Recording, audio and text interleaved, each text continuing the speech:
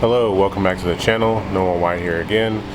Today I'm going to have a tech series video for you guys that's going to show you how to, well, you guys with the automatic is300s, if you don't really have access to a manual transmission or you don't have plans to convert to a manual transmission, I'm going to give you a pretty cheap and easy way to, well, it's not really easy. It's easy once the transmission is out of the car, but I'll give you a cheap way on how to shim the accumulators so that way you can get the transmission to hold a little bit more power. I know guys have been doing this for a while.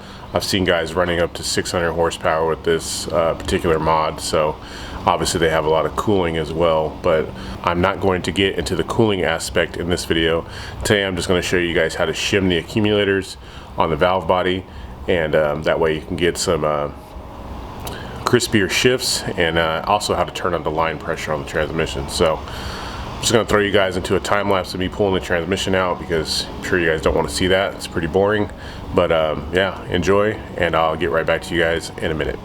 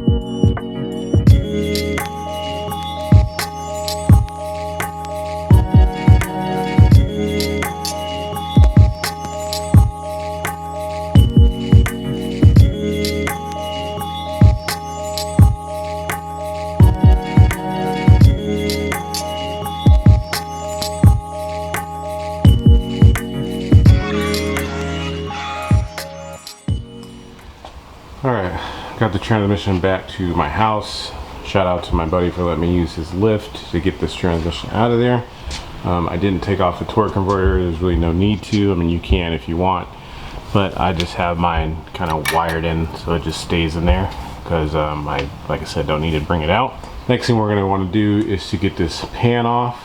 It's held on by, I don't know, seemingly a million 10mm screws, so pretty much take all those off, and then I'll show you guys what you need to do in order to upgrade this transmission or shim the transmission and get it shifting a little bit harder. Now this modification will work for any of these transmissions. This is an A650e. I believe it's found behind pretty much all Lexus cars from 1998 through 2005, I believe. So the is300, obviously, the GS300s, the GS400s, the GS430s, LS400s and LS430s from 98 to 2005, I believe. Also the SC430 kind of convertible thing. So they all use the same transmission. So these transmissions actually can hold pretty good amount of power with cooling. Obviously you're going to do this at your own risk. Whatever you guys decide to do today is entirely up to you guys. If you want to go this far in modifying your transmission or not, you know, obviously I'm not going to be held responsible for whatever you do, but yeah, this should work. Being that this transmission is behind those V8s, this transmission has been known to hold 600, 650 wheel horsepower for quite some time, provided it's not beat on too much and there's adequate cooling.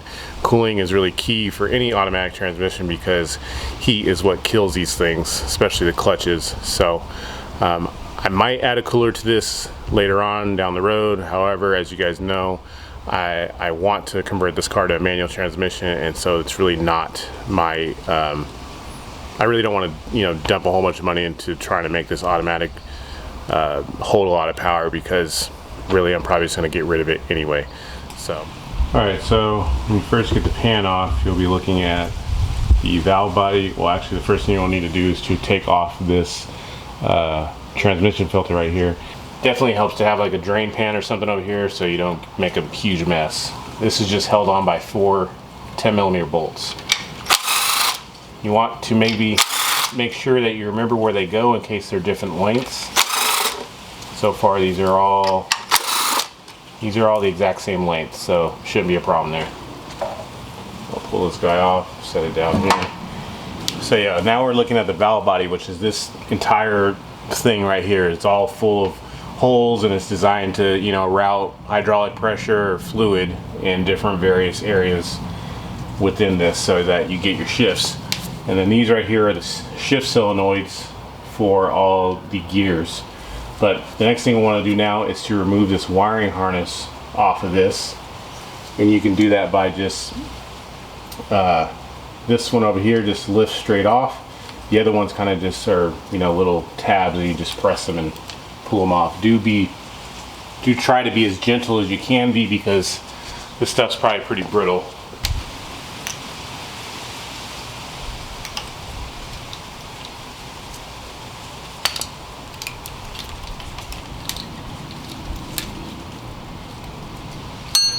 Alright, so after you get the wiring harness off, the next thing we're going to do is to remove the valve body itself.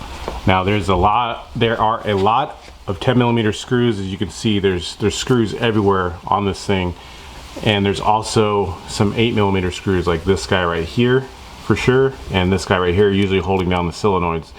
You do not need to remove the 8mm screws at all. You'll only be removing 10mm screws, and that's it. You'll be removing all the 10mm screws except for this screw right here and this screw right here, because it's just holding this metal plate down. And you don't need to remove this 10 in the back also, because it's just holding the solenoid in back here. So those are the only 3 screws you don't want to remove. Secondly, some of these screws are different lengths, so, you know, take a picture, make a diagram, do something that you can remember what screw goes where, so that way you're not confused later on when you're trying to put this all back together. But yeah, once you get that out, all the screws out, then you can go on ahead and remove the valve body. I will note that there, I think maybe below this area right here, there is if you're doing this in the car, which I suggest do not doing this in the car, by the way, because it will be impossible to get the shims back into place with this in the car. You're gonna have to pull this transmission out.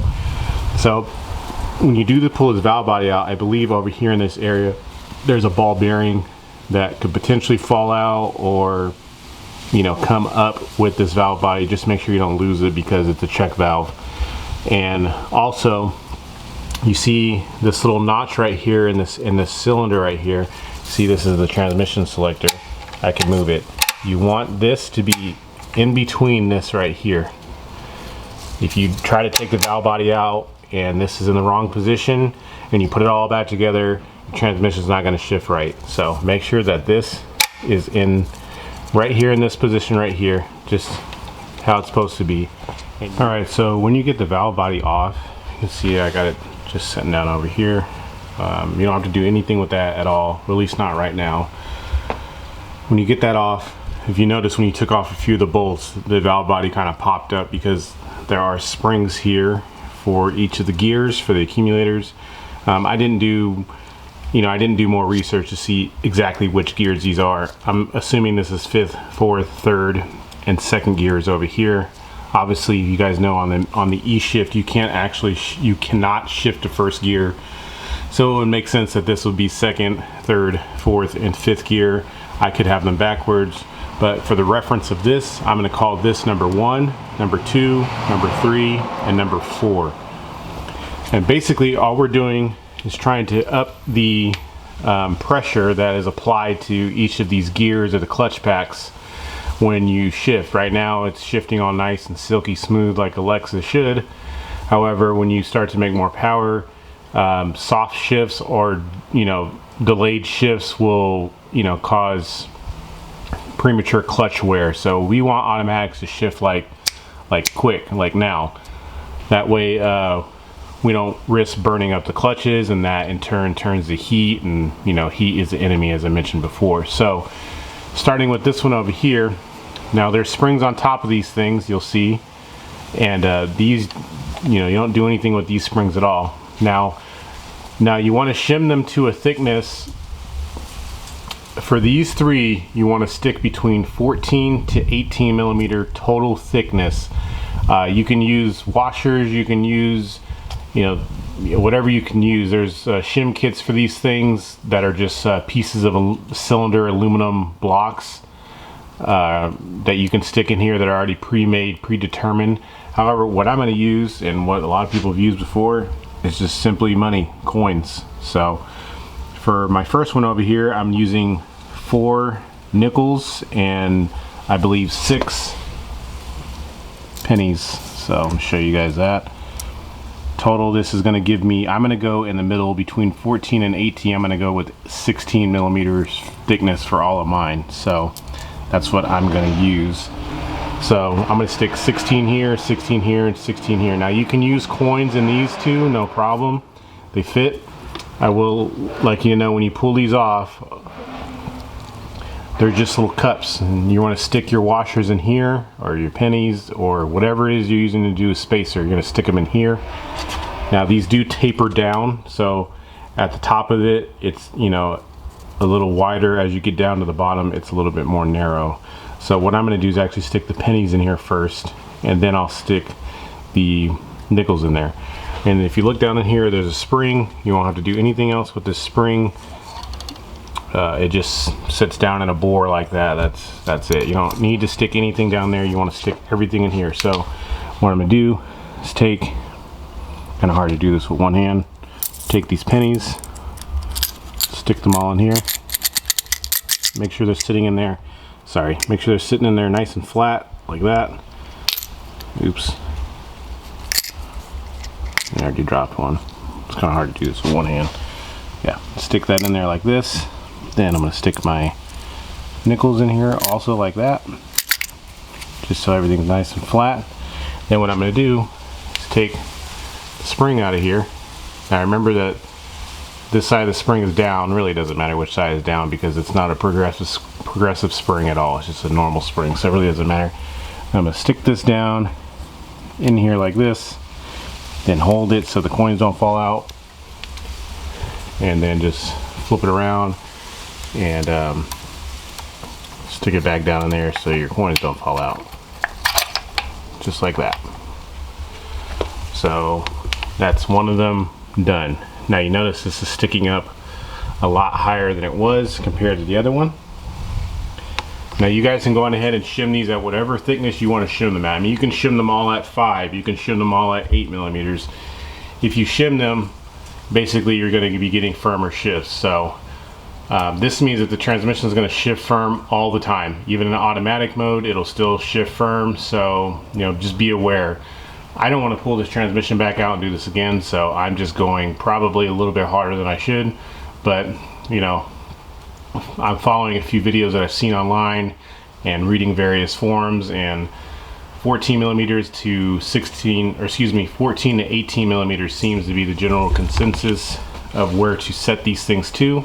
I've seen a guy just run all 8 millimeter shims, and he said it shifts perfectly fine, but you know, it's all relative to people. So again, these ones right here, 14 to 18 millimeter. This one over here, you want to do only between 8 and 12 millimeters, in which I'm going to go with 10. So got my pennies and nickels in here, and this one I'm going to be also using the same. Since it's 16 millimeters, I mean, granted, some pennies and nickels are thicker or thinner than others, so use whatever you need. I'm going to be using nickels and pennies in here. And then this one, nickels and pennies don't fit, because this one actually is a pretty small cylinder. So you probably have to go to the parts store and get some kind of washers. I went to the parts store and I got some 1/4-inch stainless steel washers, and to which of those I got 10 of those. So they're all here, and I'm going to stick those in there. And lastly, and this one over here, since it's a little bit different, this one just has like a little cap on top, and if you notice there's a hole, so that means fluid's going to get passed through there, and you don't want to block that. So you know, it would make sense to sit here and stack up, you know, your washers on here and then put this on top, but then you're blocking this hole. What you're actually going to do, and on your guys' transmission, this is probably going to be filled with transmission fluid, so just get a rag or something to get the fluid out. Just take this out and then just stick all of your, you know, your whatever shim you're using, just stick them all straight down in the hole. Then you'll put the spring back on top of that, and then you'll put this here right back on top of that like that. So I'm gonna go ahead and get these done, and I'll get back to you guys in a minute. All right guys, I got all the shims in. Remember, this one over here is only between 8 and 12 millimeters. I'm sure you can shim these things more. However, you don't want to be shifting too hard because, you know, you might break a sprag in here or a clutch basket or something like that. So that's probably why people have probably tried that and then probably have broken. So this one I went 16, 16, 16, and then this one I went with 10. I just basically split the difference between all of them. So that's where I am going to leave that at. Now you can see these are definitely sticking up a lot higher than they were, so putting the valve body back on is definitely going to be a little bit more challenging. Might help to have a second set of hands to help you with that. What you do want to do is make sure you wipe down all these mating surfaces, these and these right here, make sure they're all clean. Here's that ball bearing that I was telling you about that needs to stay in here in this position like this, and make sure that your shift rod is, well, you shouldn't touch this shift rod, but just make sure that that lines up with this guy over here when you put the valve body back on. So I'm going to go ahead and try to clean the bottom of the valve body as well before I stick everything back on, and then I'll torque everything down. Alright, that was quite the challenge to get that on by myself. Sorry I didn't film that, but got all the 10s back in. You want to torque all these down to 8 foot-pounds. Got the valve cover back, or excuse me, valve body back on. As you can see, I got this guy lined up here where it should be. Only thing I have to do is put a new transmission filter back on and plug up all the electrical harnesses again. And then the very last thing you need to do to take advantage of these shims is to turn up the line pressure, and you can do that by this little guy right here. You can see it has a V-shaped notch in it now, and it's lined up with that little notch. All you got to do is push this thing in. Well, push it in like this and turn it to the right one like that, so that it's rested on that in that notch. You can see there's 3 different notches here. There's one far right, there's one in the middle, and there's one on the left here. You want to be on this far right side. That'll turn the line pressure to max. So yeah, I'm going ahead and tighten down this valve body. You can put you know, a new bead of silicone, or excuse me, RTV on here and get the pan on. Don't forget to put a new filter on, and that'll pretty much do it for this modification.